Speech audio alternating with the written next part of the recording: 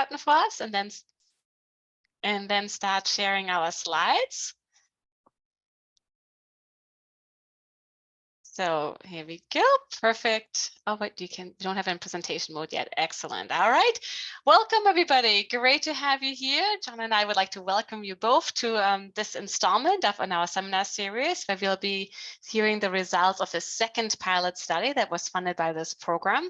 As you know, this is a NIDA-funded initiative to advance the science on recovery community centers.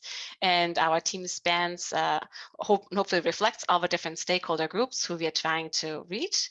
Theodora, if we can go to the next slide. This is who typically comes to our seminars. So we know that there's multiple stakeholder groups in the room, and we always do ask who's here so that we know how to reach out and who to reach out if we are missing somebody. In that spirit, what we're going to do next is the usual survey that we do, our poll to see who is here, and then we'll go from there. We can go to the next slide, and then Theodora, if you would go ahead and open our poll. Great. So the first couple of questions are demographics, and then we have 2 questions pertaining to our talk today.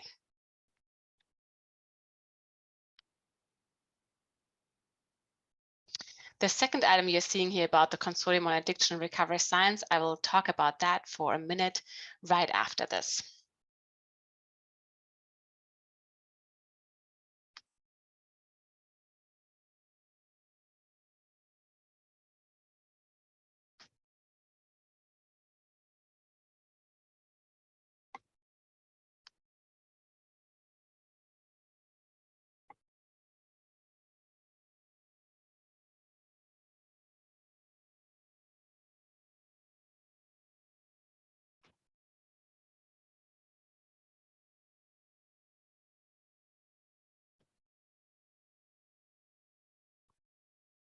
We thought that one, Davida, was really hard. We were trying to figure out, should we make it a single choice? Should we make it, you check all to apply?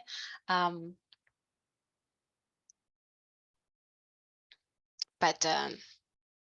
we were curious to see what we're going to get. I know it is a tough question.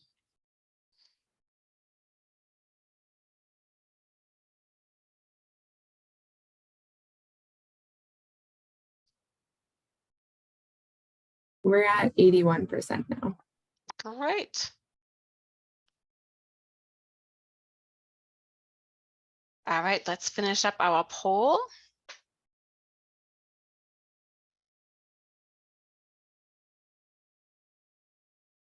All right, and now everybody should have a screen that you guys can scroll up and down to see the responses to the tricky questions that we had.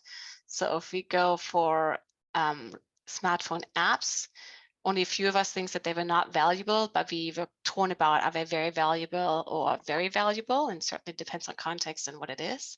So that's interesting. And then for the tricky one about what is the biggest barrier? Fear around child custody issues. It was the front runner here, followed by stigma and followed by logistical limitations. So certainly a hard one to choose only one for, but excellent. All right. John, did you want to talk about the consortium that we are just introducing here? Do you want to go to the next slide, Theodora? Or do you want me to take that? Yeah, go ahead, Bettina. Okay. You can carry it. Yeah, thank you. Okay, so we did want to mention to you all that since we started this initiative on recovery community centers, there was also other centers funded by the National Institute on Drug Abuse, and they focus on different things like for recovery housing and other recovery support services, and they all came together to form a consortium on addiction recovery science. The idea came from one of the PIs of the other projects, Dr. Aaron Hogue, and all of us loved the idea of just collaborating in this space. So we wanted to mention this to you all. We have a link up here where you can go to see what the initiative is and what activities there are and anything else about it. The goal is to advance science on recovery support services for research, network, training, and mentoring.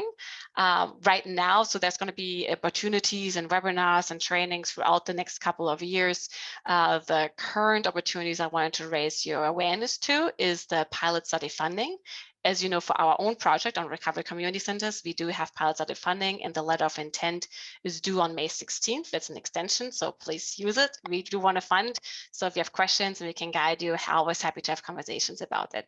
And then there's a very similar one on recovery housing by the iStar project. Here's the link, so you can find out more about that.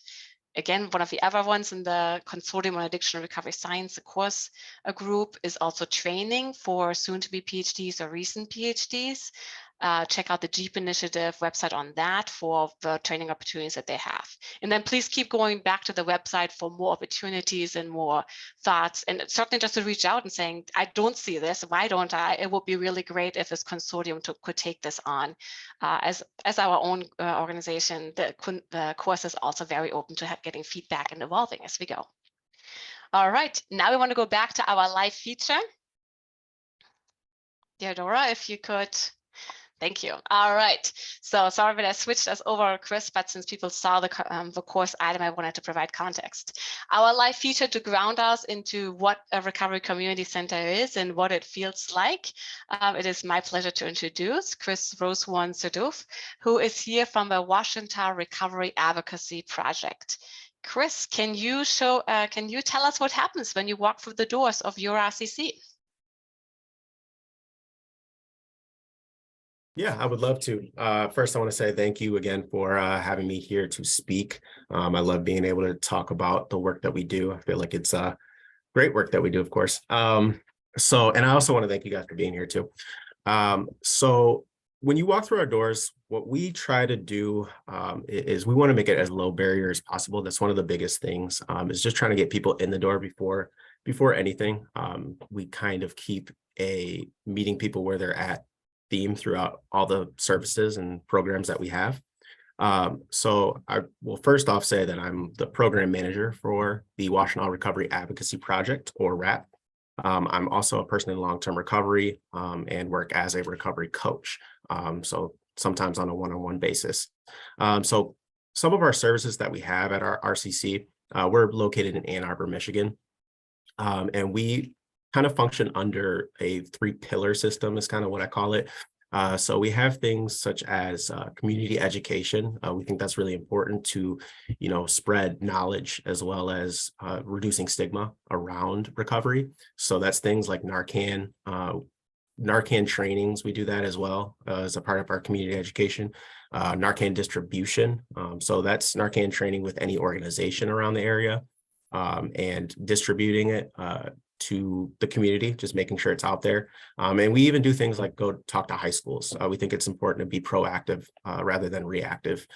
So that's some of like the community education piece that we do, which has been awesome work. It's one of my favorite pieces. But then some of our other things that we do as an RCC is that we provide multiple pathways. We know that it's not a one-size-fits-all for recovery. That hasn't proven to work. And so we do that by having different types of meetings for different lifestyles. And we've gotten feedback from the community what makes sense. So things we partner with other organizations and bring weekly meetings like yoga in recovery, basketball in recovery, art in recovery. I mean, even other pathways beyond AA and NA. So smart recovery, Dharma recovery, you name it, we try to incorporate it. It's always kind of a moving target with that. And then one of the last things that we do is stigma reduction. I know I kind of touched on it, but we do that with also just connecting with people outside of just the recovery community.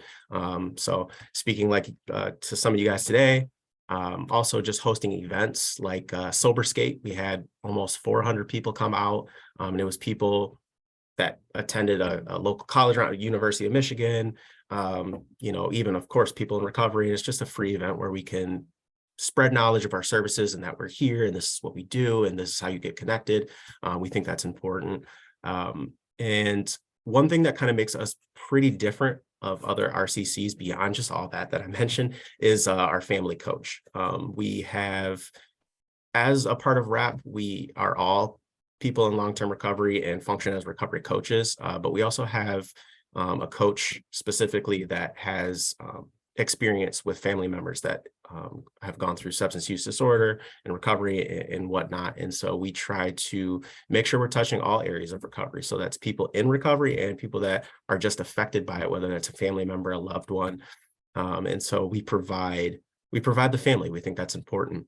And we partner quite a bit with another program that's local to here, which is the Women's Specialty Program as a part of Home and New Vision.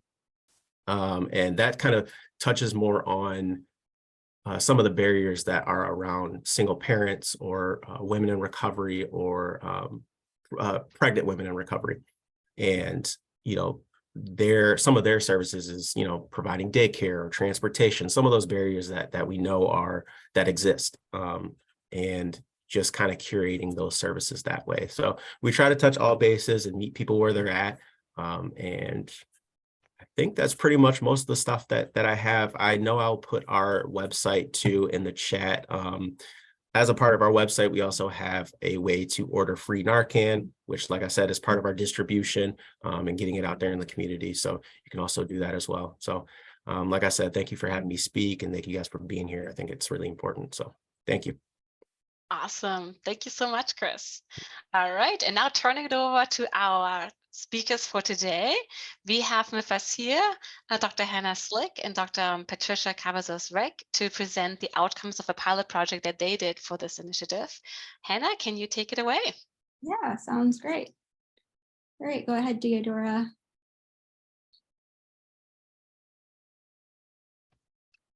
All right, we should mention, so what we do have some discussants here. So Pastor Marsha and Ty Bechel are actually part of this team as well, and they'll chime in with additional insights. We also have Dr. Davida Schiff and Dr. Roger Vilardaga here to provide insight and further commentary on mHealth and pregnant and postpartum folks. That's going to come at the end, but first we will listen to Hannah. All right, nice to see you all today. And like Bettina said, Patty and I will be talking about some pilot findings from our study that was funded by the Recovery Research Institute.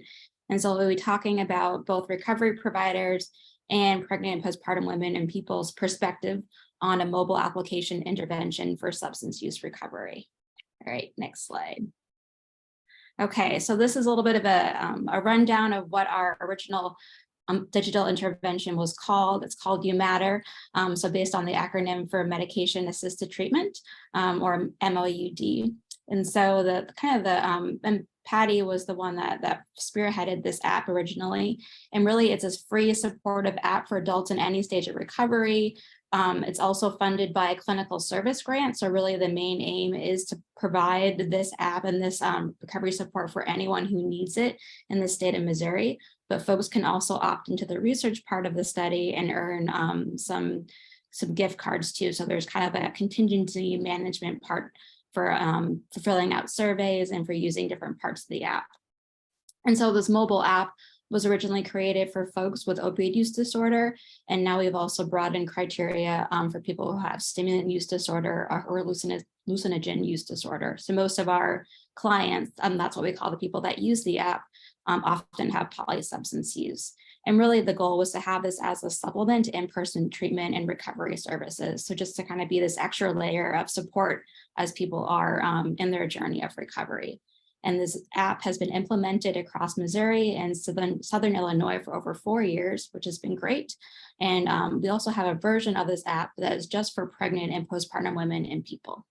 And on the side, that's kind of a photo of what the app looks like from the homepage. All right, next slide. Okay, so really the thought about why we needed a specific version of the app for pregnant and postpartum people is because these folks, like Chris was saying, have specific and time-sensitive needs. And so there's many barriers to short and long-term care. A lot of that even includes life-saving medication for opioid use disorder, like buprenorphine or methadone. A lot of folks also experience barriers with their insurance, which can be cut off after having their baby. Like what was said earlier, there's a lot of stigma about receiving services while you're pregnant and using substances. And there's also a lot of fear about custody and losing your baby. But additionally, there's also a lot of life-threatening implications for these people and for their baby as well. That can include risk of overdose or suicide attempts. and as well as having withdrawal symptoms for the baby. And even some of our earlier research data on this population in St. Louis indicated that over half of our small sample endorsed a lifetime of at least one overdose. 34% had at least attempted suicide in their lifetime. 79% needed to be supported by Medicaid. And many of them, about almost 2/3, were very worried about their baby's health and the impact of the substance use on their baby. All right, next slide. And so in the UMatter app, we do have a lot of education that's specifically for pregnant and postpartum people to aid their recovery. And so you can see that's kind of some of the different courses on the side. We have topics on medication-assisted treatment, or MOUD, but also about what could happen if you miscarry, if you need to have your baby adopted, but also about just general things too, like how does your baby grow during pregnancy? And so a lot of these materials could be presented in video or audio or PowerPoint slides on the app.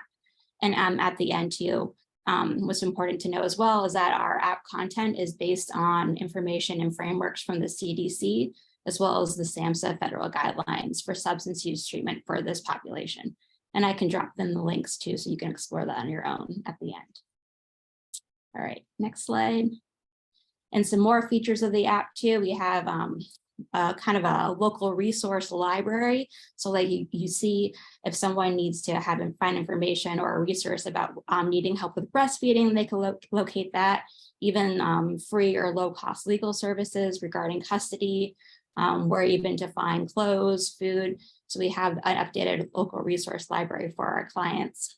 And the middle one is a picture of the event calendar. So folks could even put in, something about their appointments or have a reminder.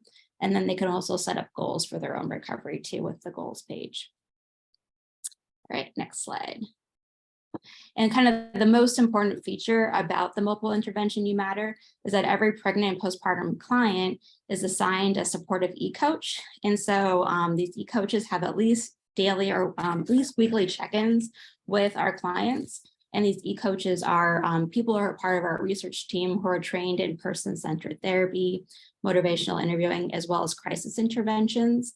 And so, like I said, at least weekly, they'll be responding with one of the clients. And most of the time, there's even multiple messages for each day. A lot of this is just about supporting the person about their substance use, but also how to better increase their recovery capital. And some of these questions also come up about, how to better support their pregnancy and their child. And all the conversations are kept confidential. So like you'll see they're actually in the app. And of course, also the clients do know that if a crisis comes up, we do need to respond accordingly. And we often also talk with their main provider too. So we're not considered a crisis service, but we do provide warm handoff and kind of triage when people are in crisis. All right, next slide. And so some of our earlier outcomes among this population really kind of indicated to us that this population needed some more help with recovery support. Like you can see on the slide, about 60% had less formal education than a high school diploma, 78% were unemployed, and 37% had a history with law enforcement. But we did see that they did like the app. About 12 out of 27 of our participants who engaged with the earlier version of the app engaged with their coach over the month-long study period. And they sent about an average of 14 messages to their coach over that period. And we also saw reductions in craving of opioids, and that these participants who had more engagement with their coach also endorsed that they were able to meet more of their basic needs during that month. But we did see that these folks did need some help with kind of accessing more recovery support services and increasing the recovery capital. All right, next slide. So that kind of brought us to this idea, which is kind of the point of the study today, is that we're like, well, there needs to be something else to really support these folks. And of course, in different parts of the country, recovery community centers have been around for a really long time. In the state of Missouri, there are recovery community centers, but it's kind of a new and emerging trend. And so we're like, well, this population really can benefit from recovery community centers and what's available in our state. So that we were thinking that these can be a really important place for pregnant and postpartum people to have support for the longer term recovery, but also this would be a lower barrier to entry for getting the support. And so our questions were, can an mHealth tool like You Matter be used to support decreased use from opioids and increase recovery capital among this population? But also our second question, can an mHealth tool be used to link these folks to recovery community centers? Okay, next slide. So that brought us to really engaging the key informants in our community who have been fixtures in the recovery support services, just infrastructure of our state in Missouri. And so we even kind of cold emailed Ty Bechel, who actually works on the other side of the river in St. Louis, in Southern Illinois, and he was starting a new RCC. So we kind of picked his brain, like, even makes sense to you, Ty? Is there a way that we could, learn more about what you're doing at your RCC and see if we can link pregnant and postpartum women to your center? And Pastor Marsha Horde is a fixture of the Missouri Support Services. She's been a longtime leader in this field in our state. And so of course, we also wanted her blessing, and also just knowing from her, does this idea even make sense? So fortunately, Ty and Marsha decided to join us on this research journey, and we really appreciate their support. All right, next slide. And so kind of what happened next, we decided to interview providers who worked at recovery community centers, who also, other people who also provided services to pregnant and postpartum, who are pregnant and postpartum with OUD. And then we also were able to contact a smaller sample of people that represented this client population. And so what happened is that both providers and pregnant and postpartum clients were able to look at the app and explore it for about a week, and then participate in an interview to kind of give us some follow-up questions about what they liked and didn't like. And basically the materials that both groups received were the same. So we were able to compare and contrast questions. All right, just for to save for time, we'll go to the next slide. Okay, so this is really just kind of a snapshot of the provider perspectives on the app experience. And as you can see, we kind of divided the themes by those that were RCC providers and those that weren't. And if you want to click the slide data door. All right, and so kind of we did kind of divide the themes by, what was their favorite format for information, what to change and add, what was their favorite feature, what was their least favorite feature, how often do you think that we would have the clients message a coach, what would they message about, and were there problems with the app, and what would be motivators to use the app. And so kind of the key differences we saw between the RCC providers and non-RCC providers is that they really thought that we needed to establish more support for how to navigate the app. Also, another question that came up or concern was the reading level of the material. So we were kind of using too much clinical jargon. We also needed to be aware of person-centered language, so maybe being more gender neutral or more inclusive. And also we needed some more material about breastfeeding, and also where folks could maybe contact a nurse hotline or a night nurse. All right, and the next one. All right, another difference too was what to message about. And so those that were non-RCC providers did think that we needed to have some more material about just even information about the baby in general, and also about drug use, or that the coach maybe would want to message the coach about maybe help with the baby, about their substance use, also where to find housing, and that they would appreciate more daily check-ins. All right, and then last circle. And then, but the RCC providers saw that there was some kind of specific problems with the app.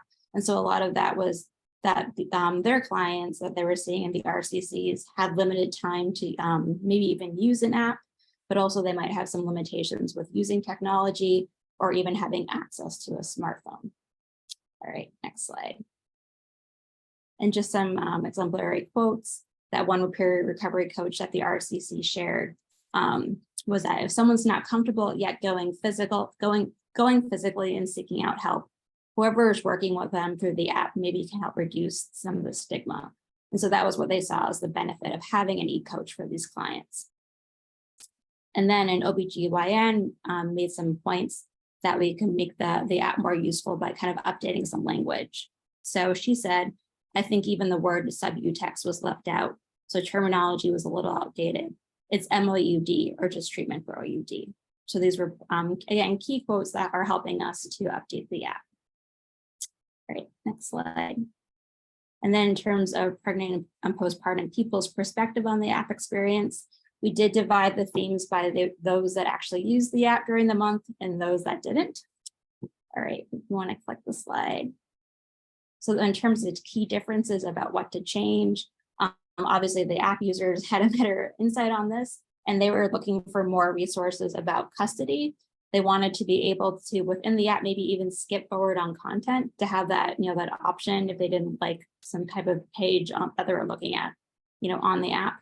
They also wanted more colors in the app. They want it to be more colorful. So that was a good point. All right, next one. And then in terms of problems with the app, which is really important for us to think about, especially among the non-app users, is that some of the issues that came up that prevented them from making it were the problems with even just logging on, loading the app on their phone. And some did mention that they forgot to use it. They're just busy with their baby. And one person also got really sick with COVID, so their illness prevented them from using it too. All right, I think we have a couple more. And then in terms of motivators to use the app, a big one was, just even their baby, having support within the app through the e-coach, but also their own personal investment to move forward with their recovery. All right. And also how to manage, cravings during free time too, when they might be kind of antsy, and they're able to use an app to kind of help calm them down. All right, next slide. And then some exemplary quotes. So we did have some of the clients say that, one of the app users, the pregnancy is my motivation. I have to stay sober. I don't want to lose my baby. And among a non-app user, their perspective is that maybe that the app could help them keep their mind off of things. If I try to sway into drinking or doing drug stuff, I just get on. Remember, I'm pregnant, stuff like that. All right, slide. And so going back for our first question, can an mHealth tool be used to support decreased use from opioids and increase recovery capital among pregnant and postpartum people? And it really seemed like overall, the providers and the clients would say yes, and that they did have some similar perspectives on what this tool could do. And so really the role of the e-coach is super important, something they liked a lot about the app to help with triggers in tough situations. But they also wanted to see more audio and videos versus just things to read on the app. But they also did like that we had motivational and daily quotes come up on the home screen. And they did like the wide variety of recovery related content and resources that we shared. But one big thing that I didn't mention earlier is that we saw that most of our pregnant and postpartum people did not know about the RCCs in their area. And so this really signals to us for this next step that there really is a need for linkage. We need to let these folks know about what is available in their area and what's emerging. So that can be a really important thing to do next. So we really need to get the word out there. But also really important to remember that the baby is a big motivator for recovery and for using the app.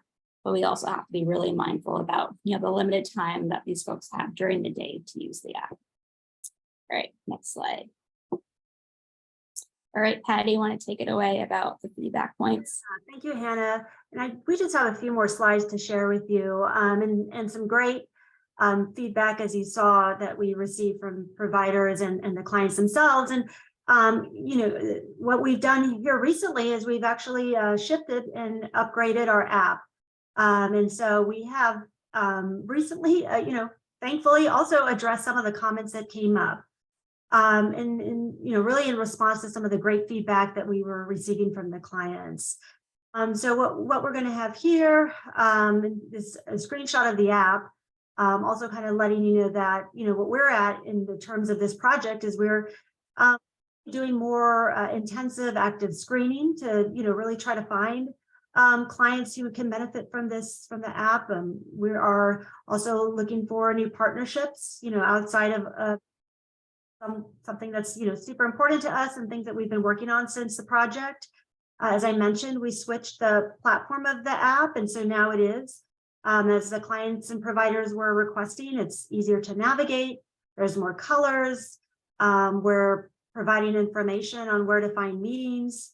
There's also additional information now about child custody and state services.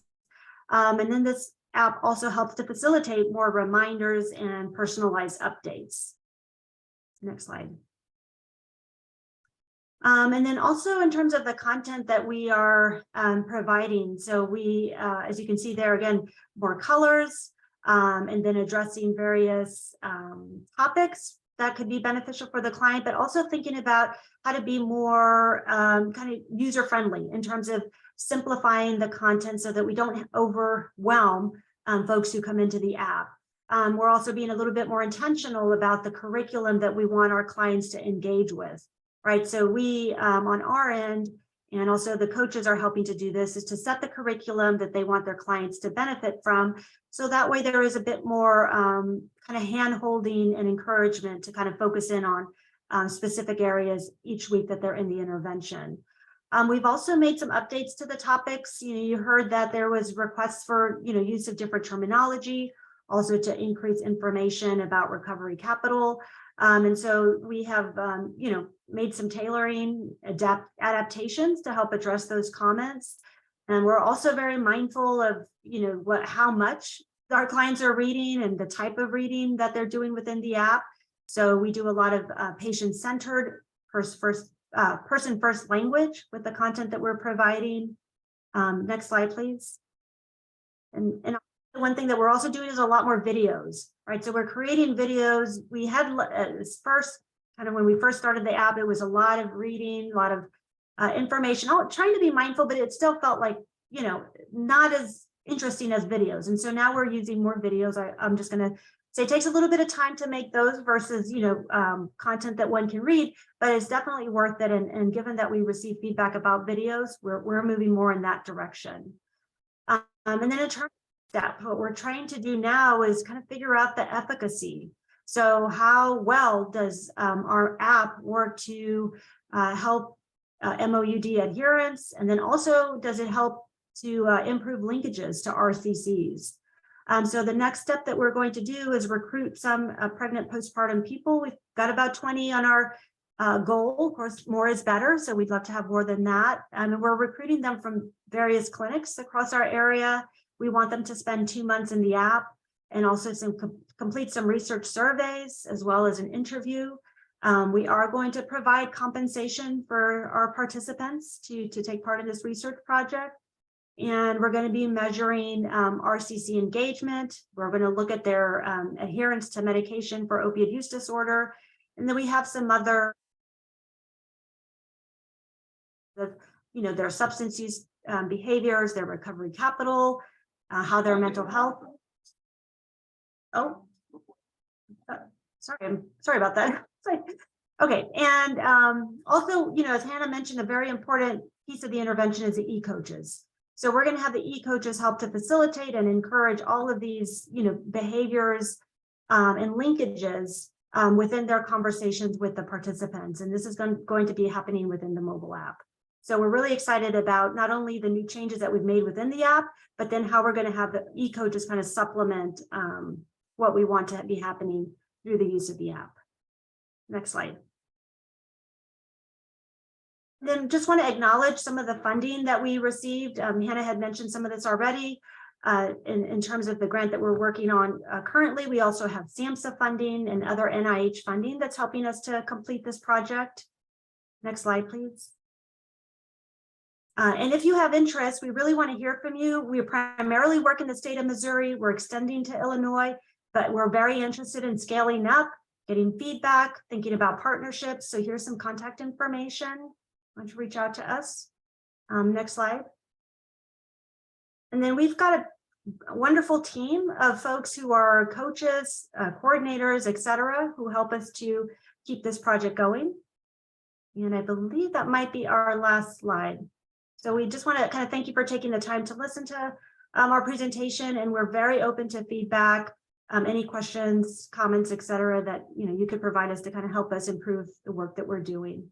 Thank you. This is great. Thank you so much, Hannah and Patty, for this wonderful presentation. And Theodore, if you can stop screen share for a moment, so we can actually talk and see each other. So we have Davida and Roger here to give some comments and questions. And also I saw Marsha, I'm not sure if Ty is here. Do you guys want to lead us off with your thoughts, and while everybody else gathers their thoughts and has questions and comments for the team? I can jump in and start. Thank you guys so much for your presentation and your work, and really thinking about the unique needs of pregnant and parenting people with substance use disorder. I wanted to make a comment in relation to the response to the poll that 60% of the people in this room think that issues around custody are probably the biggest barrier towards pregnant and parenting people receiving the recommended addiction treatment, and ask you about that sort of complexity of how your app intersects with the potential clinical team or other spaces around child safety if you're concerned about a return to use and child well-being. You want to start? Yeah, I mean, for sure, what we can do within the app is we can provide information that is specific to our state. What really kind of increasing awareness about what the policies are. We are upfront and we let all of our clients know that, in terms of when we will reach out to providers, it is when, again, if someone's safety is at risk, if there's any kind of suicidal ideation and risk harming to themselves or somebody else. So we kind of let them know that before they even participate in the study, that when it is, our responsibility to kind of link in their providers with information, right? So we want them to kind of know, these are the steps we're going to take. I mean, and those really are kind of the two ways. Is one is increasing knowledge, and then two, or increasing knowledge about what our state policies are, and then two is really letting them know when it is that we're going to, update providers about what it is that's happening. But I can't say within the app that we've ever had an instance where there's been any kind of discussion where we've had to link in a provider because of issues around the baby's safety. I'm not saying that isn't something that there's a potential that could happen, but we've never, had an instance where that occurred. Yeah. So I don't know, Hannah, if you want to add anything to that, because I just, and it has been tricky. We've been keeping in communication with our providers about when are we obligated, to make a report.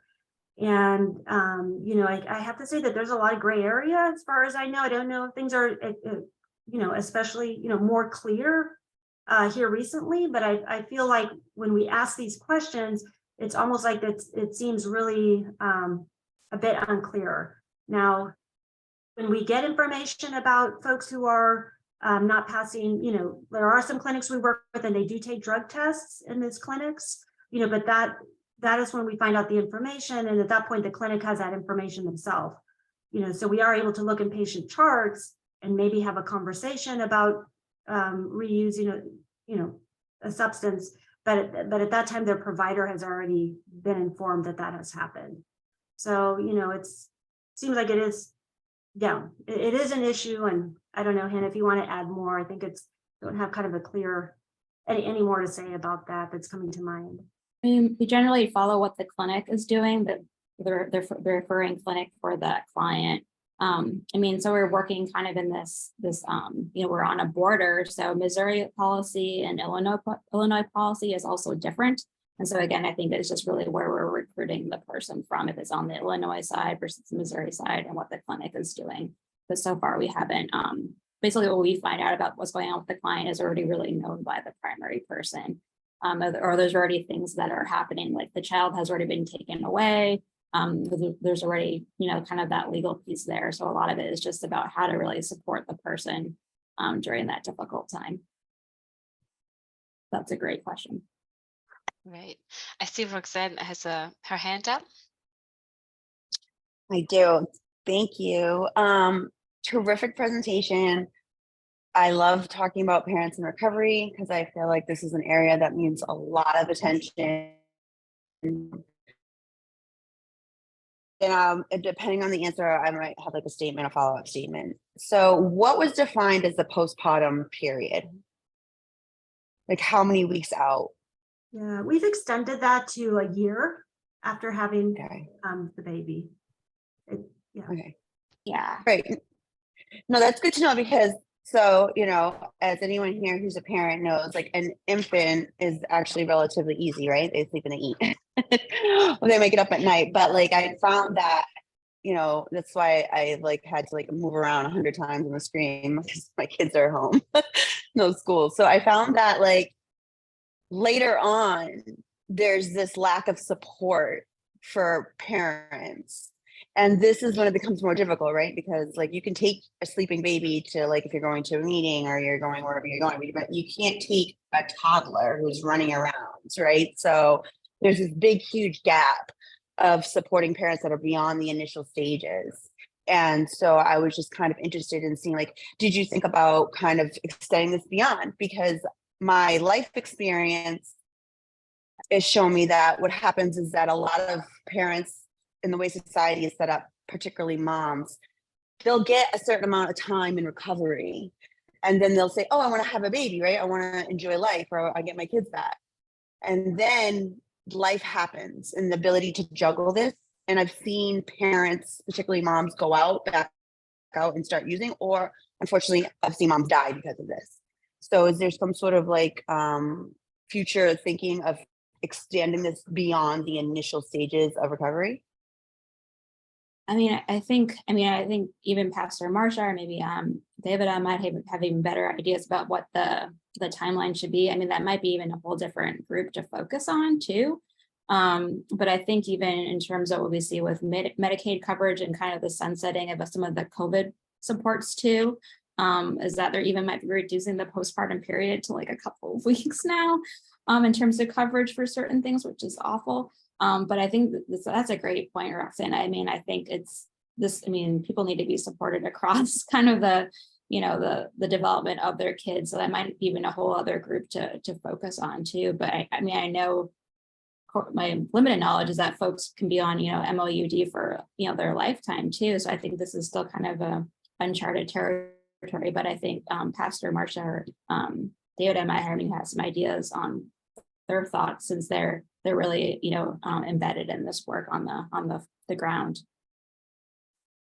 So this is Pastor Marsha, and I do agree that, extending that care is necessary. Of course, in recovery, and especially with recovery support services here in Missouri, we have a coalition of Missouri Coalition of Recovery Support Providers. And of course, our sort of motto is immediate access and long-term relationships.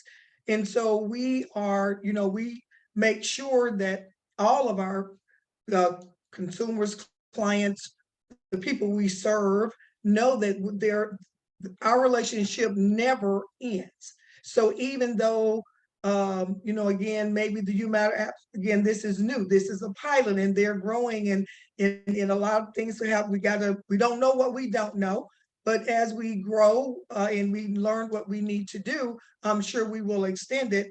And another thing, again, even the whole field of learning and serving those pregnant and postpartum families is becoming a thing. So even the Missouri Credentialing Board has a new certification called a pregnant and postpartum family specialist, which is a 3-day training that will, again, first of all, educate us as practitioners on how to serve families. It's even something that's being offered to hospitals and physicians' offices and even to family courts, so they can understand the truth around MAT when it comes to pregnant and postpartum women, and to help, again, reduce the separation of families and to, again, really make them understand the timelines as far as MAT is concerned.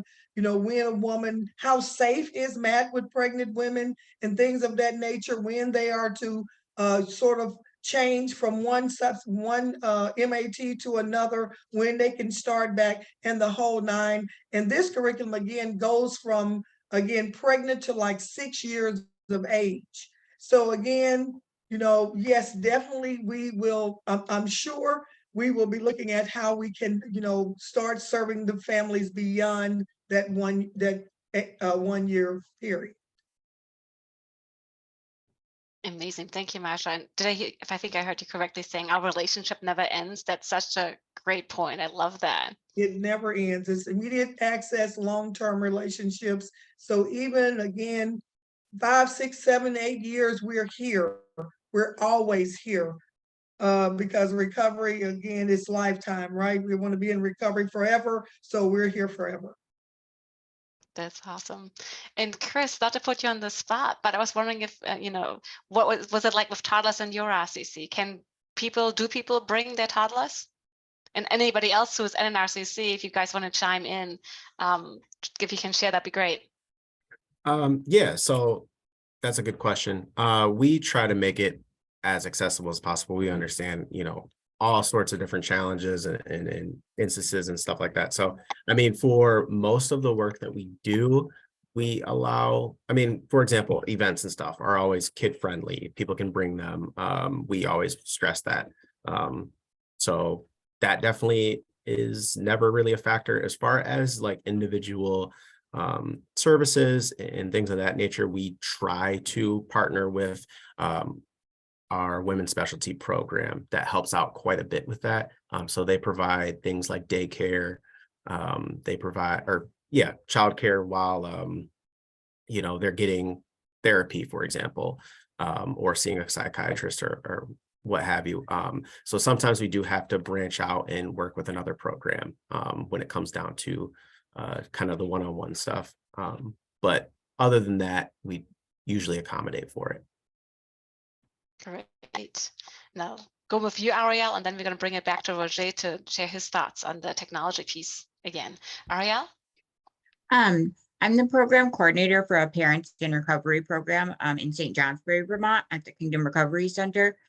And I feel so blessed because the way our space is set up is amazing. We have a kitchen, so we could do like cooking classes with the University of Vermont, and we have a kids' playroom. And then like I have my office, but we also have like a little living room area so people can just be. But that's where we have the meetings, so the kids can go into the room and play, and we can be out in the main space. And in the past, some of the groups, if we've had multiple young children, we've had someone come in to like sit with them, depending on like which type of group we're running. If it's a group where like it's a family meal and then a session, we usually will have another extra person to help. But we do monthly activities that are kids friendly. Like we just did a little small Easter event. But we definitely make sure that we have things that are kid friendly and welcoming. I bring my kids here all the time, and my kids are older too. So I really liked what someone was speaking about, how it's not only just young kids. My kids are 13 and a half and 12, and preteens are like, I don't know if toddlers or preteens are, which one's harder? I don't know right now, but we'll see if I survive. But you know what I'm saying? That's the truth of it. And there's still parents that have older children that also need support too. And so it's just providing, like it's been said so many times, meeting people where they're at and just having that peer-to-peer connection. And I think having as many resources and opportunities for people to use is amazing. But definitely just that person-to-person support and bring it back to that, I think is the really golden nugget. So I really appreciate hearing that as well. Thank you guys so much. It's been very uplifting. Very cool. Thank you, Ariel. Roger, what was on your mind when you were hearing the presentation? So I think first of all, I wanted to say I'm honored to be here. It's such a, the recovery community has made a difference in my life. I have a parent in recovery and 10 years ago, and it changed completely our life, because it had repercussions in many other aspects of life, not just, our personal health, but also family life and so on. So I really respect all the work you do. I guess my first comment is that, the using technology is something that is a tool that is available, is out there. Whether we like it or not, people are going to use and develop applications for treating and helping people in recovery or to treat substance use. And since that's going to happen, we better participate and engage in this process and try to develop apps that are based on solid grounded clinical experience and also in solid grounded science. And so I think this is a good example of that. The presentation from today. We did a review a few years ago on apps for opioid disorder, and we reviewed, we scrapped, we downloaded all the apps from the App Store and from the Android store, the Play Store, I think. And what we found was we narrowed it down to about 50 apps for opioid disorder, and then we kind of graded them in terms of the quality and how grounded they were in best practices and security features that they had. And then we also looked at how popular those apps were, how often people were downloading those apps. And so the striking finding we got was that there was actually no correlation between how popular an app was and how rigorous it was, or how grounded in good clinical practice it was. And that's pretty concerning because we found all kinds of crazy things in the App Store out there. And when it comes to substance use disorder and opioid use disorder, which is a condition that can have life consequences, it is kind of not okay to have things out there that could be misleading people, providing them to the wrong resources. And so I believe that this kind of work is really important for that reason, because we really need to work together to develop digital options for people that are grounded in solid clinical practice and in solid science. And so this is a good example of that. But this is very difficult to do for academics because we're competing with an industry that pours a lot of money in developing very engaging apps. So for example, you might have you rent a car, like Hertz or whatever, they might have like a great app that with very engaging features. And so they pour maybe $200,000 or $300,000 into developing this app. And so our consumers, our patients in recovery, they're used to that kind of level of quality of digital apps.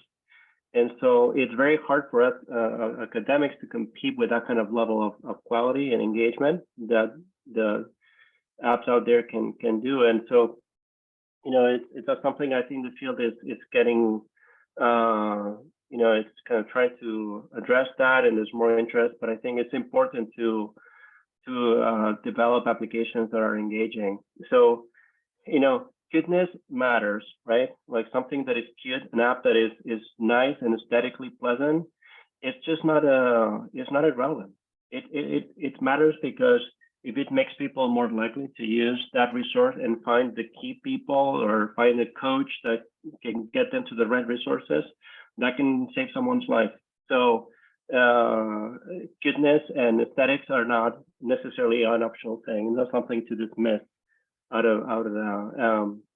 Of course, like if you have an application that is just all cuteness, but it doesn't give you any substance, that's not grounded in good advice, of course, that's also problematic. But anyways, that's something that, I think it's a great step forward in your work, kind of like, adding more color and adding more featured, engaging elements, because if digital interventions, they make a difference, not just by necessarily competing with in-person resources or in-person therapy or counseling, but just spreading good advice massively at a scale where people in rural areas, people in areas where they might not have a counselor around, they might access this app and get a little tip, a little advice, or a little bit of guidance that can get them in the right direction.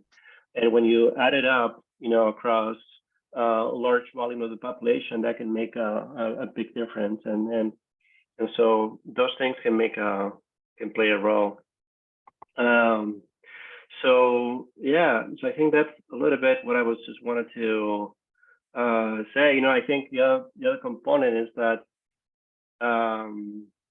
I think in the review of apps that we did, we found that about 60% of the apps were developed for patients, but 30% of them were developed for providers.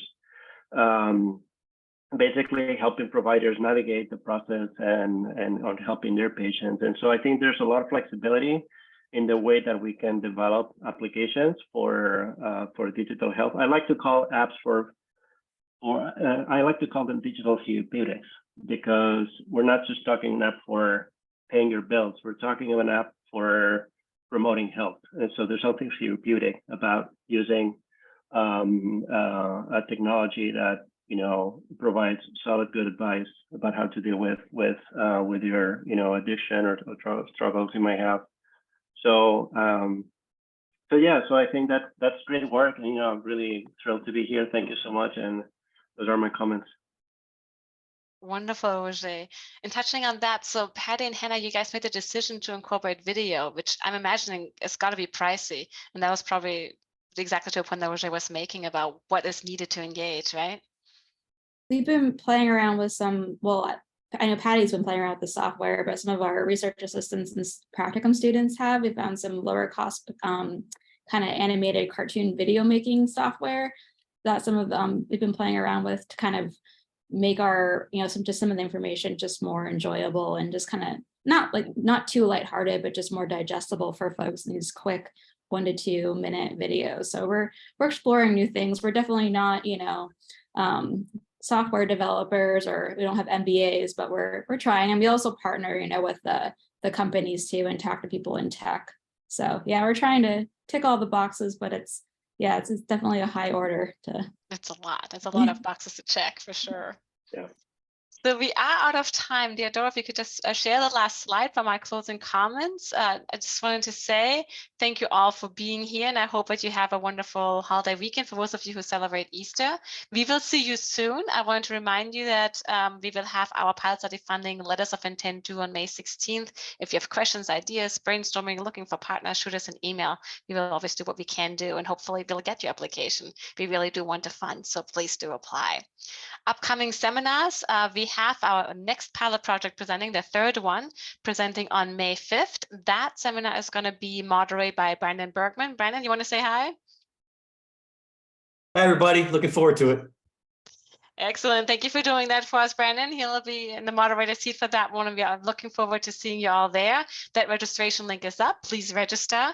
And on June 2nd, we will have our next seminar. We don't have a registration link yet because we are still working out all the details. We want to talk about community engaged research, why it is important, how to do it, what pitfalls to avoid, and some examples of how it worked well. So any ideas you have on that topics, again, send them to us, and we are still designing that. So we are greatly looking forward to doing that together with you all. All right, Deodora, if you can stop sharing the screen, I just want to say thank you all for being here, for engaging, for thinking. It's always wonderful to be here with you all. Thank you all. Bye. Thanks for everything. Thank you. You're welcome. I think a couple of